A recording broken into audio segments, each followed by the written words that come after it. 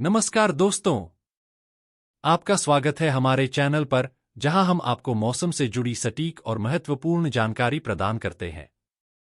आज के इस वीडियो में हम बात करेंगे दक्षिण पश्चिम मानसून 2025 के बारे में। मानसून भारत के लिए केवल एक मौसम नहीं, बल्कि एक उत्सव की तरह होता है जो हमारी कृषि, जल संसाधन, अर्थव्यवस्था और दैनिक जीवन पर गहरा प्रभाव डालता है। इस साल मानसून का प्रदर्शन कैसा रहेगा? किन क्षेत्रों में बारिश अधिक होगी और कहां पर यह सामान्य या कम रह सकती है? साथ ही हम यह भी देखेंगे कि अरब सागर और बंगाल की खाड़ी में कितने चक्रवात बनने की संभावना है। वीडियो के अंत तक हमारे साथ बने रहें और अगर अभी तक आपने हमारे चैनल को सब्सक्राइब नहीं किया है तो तुरंत कर लें ताकि आपको मौसम से जुड़ी हर जरूरी जानकारी सबसे पहले मिले। भारत में वर्षा ऋतु का प्रमुख स्रोत दक्षिण पश्चिम मानसून है, जो देश की 75% से अधिक वर्षा प्रदान करता है। यह मानसून हर साल जून से सितंबर तक सक्रिय रहता है और इसकी शुरुआत आमतौर पर केरल के तट पर जून के पहले सप्ताह में होती है। इसके बाद यह धीरे धीरे पूरे भारत में फैलता है, जिससे अलग अलग राज्यों में बारिश होती है।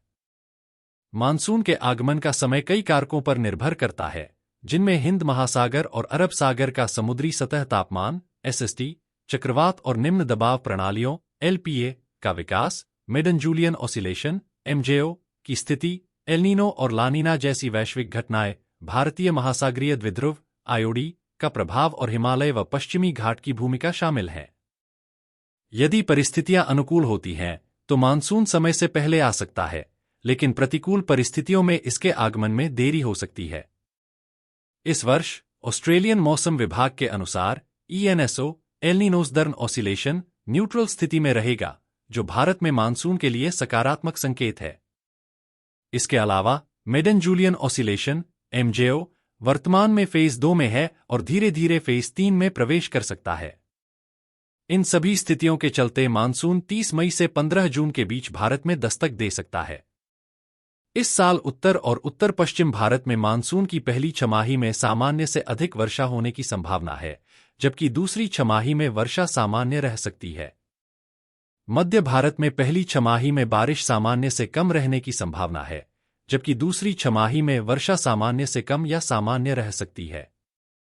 पश्चिम भारत में मानसून काफी मजबूत रहने का अनुमान है, जहां पहली और दूसरी दोनों छमाहियों में सामान्य से अधिक बारिश हो सकती है। दक्षिण भारत में भी मानसून सक्रिय रहेगा और पूरे मौसम के दौरान दोनों छमाहियों में सामान्य से अधिक वर्षा होने की संभावना है। इसी तरह पूर्वोत्तर भारत में भी मानसून का प्रदर्शन उत्कृष्ट रहेगा और पूरे सीजन में सामान्य से अधिक बारिश की उम्मीद है। कुल मिलाकर वर्ष 2025 में पश्चिम, दक्षिण और पूर्वोत्तर भारत में मानसून मजबूत रहने की संभावना है, जबकि मध्य भारत में कुछ क्षेत्रों में कम वर्षा देखी जा सकती है। उत्तर और उत्तर पश्चिम भारत में मानसून की शुरुआत अच्छी होगी, लेकिन बाद में वर्षा सामान्य स्तर पर आ सकती है। इस साल ENSO न्यूट्रल होने के कारण चक्रवातों की गतिविधियां और निम्न दबाव प्रणाली (LPA) बनने की संभावना अधिक रहेगी। वर्ष 2025 में अरब सागर और बंगाल की खाड़ी दोनों में चक्रवात बनने की संभावना जताई गई है। अरब सागर में बनने वाले चक्रवात आमतौर पर साइक्लोनिक स्टॉर्म (CAS) से लेकर सीवियर साइक्लोनिक स्टॉर्म (SCS) की श्रेणी तक पहुंच सकते हैं, जबकि बंगाल की खाड़ी में बनने वाले चक्रवात अपेक्षाकृत अधिक शक्तिशाली हो सकते हैं और साइक्लोनिक स्टॉर्म (CAS) से लेकर very severe cyclonic storm (VSCS) तक की तीव्रता प्राप्त कर सकते हैं। इसके अलावा निम्न दबाव प्रणालियों (LPA) के बनने की भी संभावना अधिक है। बंगाल की खाड़ी में 3 से 5 निम्न दबाव प्रणालियां विकसित हो सकती हैं, जबकि अरब सागर में 1 से 2 निम्न दबाव प्रणालियां बनने की उम्मीद है। साथ ही 1 से 3 गहरे दबाव क्षेत्र (डीप डिप्रेशन) बनने की भी संभावना जताई गई है। इन परिस्थितियों को देखते हुए यह वर्ष चक्रवातीय गतिविधियों के लिए काफी महत्वपूर्ण रहेगा और समुद्री तथा तटीय क्षेत्रों में सतर्कता बनाए रखना आवश्यक होगा। तो दोस्तों, वर्ष 2025 का दक्षिण पश्चिम मानसून भारत के विभिन्न हिस्सों में अलग अलग प्रभाव डालेगा।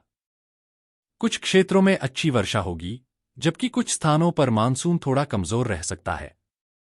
ENSO न्यूट्रल होने के कारण चक्रवातों की संख्या भी बढ़ सकती है, जिससे तटीय इलाकों को विशेष सावधानी बरतनी होगी। अब वीडियो पसंद आया हो तो लाइक, शेयर और सब्सक्राइब जरूर करें। जल्द मिलते हैं एक नई अपडेट के साथ। धन्यवाद।